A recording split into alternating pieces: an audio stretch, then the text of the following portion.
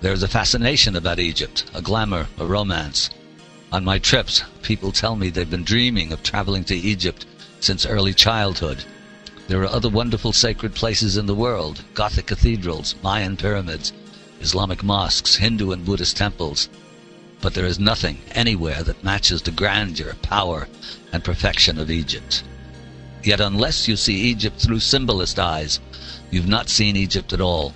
One wonders how people come back from Egypt and live lives the way they lived them before, wrote Florence Nightingale back in 1850.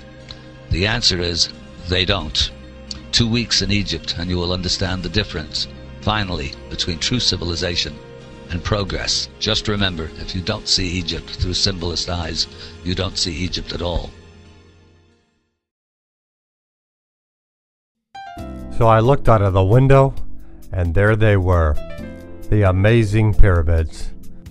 Next morning, bright and early, we got up and headed off, and there it was, the world's most famous statue.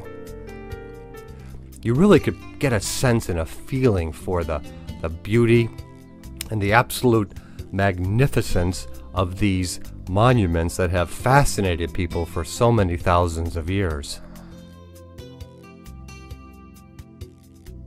But this trip was totally different from the typical tourist trip. Our host was John West. John won an Emmy for his documentary about the Sphinx a few years back. John's what you call connected. He was able to get us actually into and right next to the Sphinx, so we had a front row seat and could actually walk in, walk through it, and actually touch the Sphinx, which most tourists never get even close to. What a wonderful place to be. Notice the pause here. It's really made a big impression on me.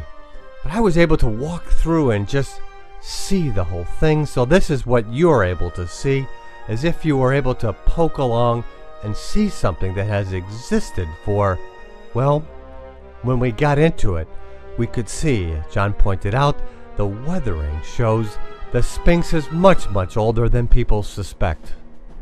Look down this way, you see that this is the original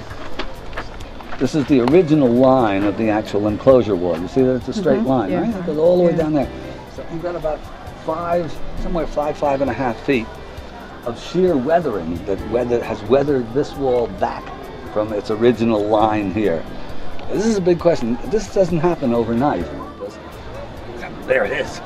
Yeah, exactly. You can't dispute it. Yeah. And go explain the weathering. Well, if you look at this from the American Southwest, I know that this just for sandstone, this takes thousands and thousands of years, and particularly in a dry climate. Of course, Egypt is much more than the Sphinx. Right next door at the Sphinx Temple, we can see some of the other evidence of this early megalithic state.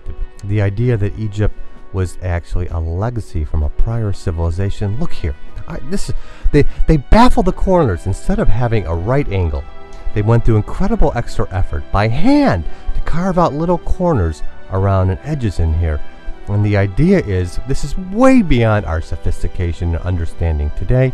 The idea is this would actually contain the energy or whatever they were creating in that room. All this granite was quarried in Aswan, about 600 miles south. This is the famous unfinished obelisk. Get an idea of how they actually built these things. Look at the channel carved right out of solid rock. How did they do that? Take a hard stone and keep pounding and pounding away. See the channel here? How they got underneath this? Nobody knows. But just imagine, this is a 1,200-ton piece of stone that they're taking out completely by hand. I don't know if there's even a crane in the whole world that could lift this. So then we walked away from the Sphinx complex towards the pyramids. And as you can see, there's just treasures and things all over the place.